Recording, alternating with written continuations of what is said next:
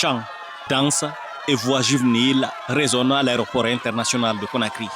Maillot sur les épaules et trophée brandi, c'est le retour des sélections scolaires U15 de Guinée, filles et garçons, revenus du tournoi UFOA. À peine posés sur le sol national, les joueurs et joueuses se laissent emporter par l'ambiance. Chaque refrain devient une célébration, chaque pas une promesse pour l'avenir du football guinéen.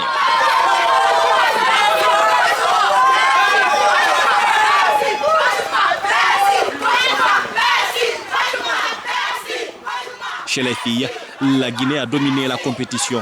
Première de la zone, le trophée en main, elle décroche la qualification pour la CAN en 2026. Une performance marquée par cohésion et efficacité offensive, laissant peu de place à leurs adversaires. Ça a été une fierté pour moi. Parce que je dirais que ce n'a pas été facile, mais Dieu merci. Parce que j'avais décidé depuis avant le départ, j'avais décidé de rendre ce trophée-là à la Guinée. L'année passée, ça n'a pas été facile. J'avais décidé d'envoyer le trophée, mais comme Dieu a fait comme bon lui semble, c'est pourquoi l'année-là, j'ai décidé d'envoyer le trophée. Dans ce cas, j'ai continué mes entraînements, j'ai fait tout mon possible pour que j'envoie le trophée en Guinée, parce que j'aime la Guinée. Ça n'a pas été facile au début, mais je remercie le Tout-Puissant Allah.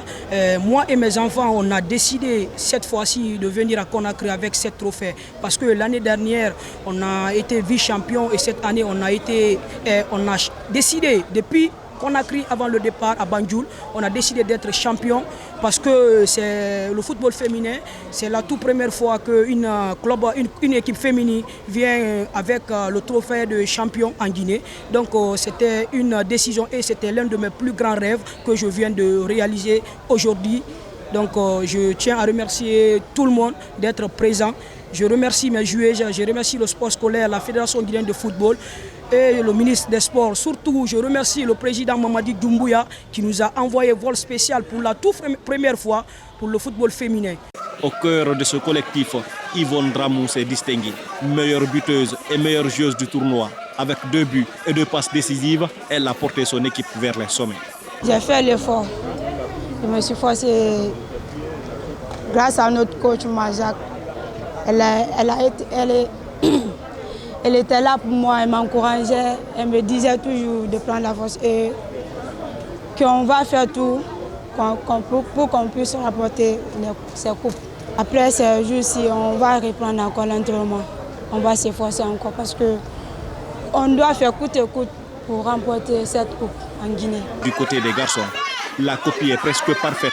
0 défaite, 15 buts inscrits, aucun encaissé, le titre de meilleur gardien en poche. Mais le football reste parfois cruel. La finale leur échappe au tir au but face au Sénégal, 5-4. Les dieux du foot n'étaient pas avec nous, puisqu'on avait l'avantage au tir au but. Malheureusement, on avait le but de la victoire, mais notre défenseur central a cogné le poteau. C'est ça aussi le foot. En cas d'un match, il y a toujours un gagnant et un perdant. En cas de perte, l'intéressé ne peut s'en prendre qu'à lui-même en acceptant la défaite dans la sportivité. Car elle n'est pas surtout mauvaise quand on sait analyser les causes. Merci au ministre des Sports, merci au président de la Fédération guinéenne de football, et merci également au président de la Fédération guinéenne de sport scolaire, à toutes les autorités guinéennes qui nous ont soutenus. Malgré la frustration, les statistiques témoignent de la solidité du groupe. Champion de la première édition de la CAN U15 scolaire en 2023 à Durban, l'Océlie garde un brin d'espoir.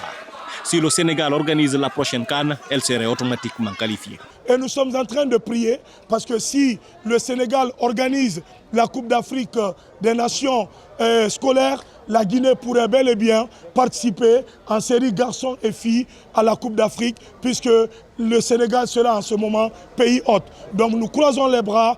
Et nous n'allons pas désarmer, nous allons continuer à travailler parce que notre rêve, c'est de faire revenir en Guinée la Coupe d'Afrique, Inch'Allah, de catégorie senior dans quelques années.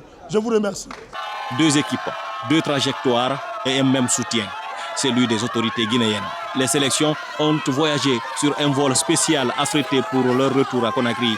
Une logistique exceptionnelle pour un tournoi zonal. À leur arrivée, chants et danse ont été l'expression spontanée de leur gratitude partagée avec le ministre des Sports et les responsables fédéraux.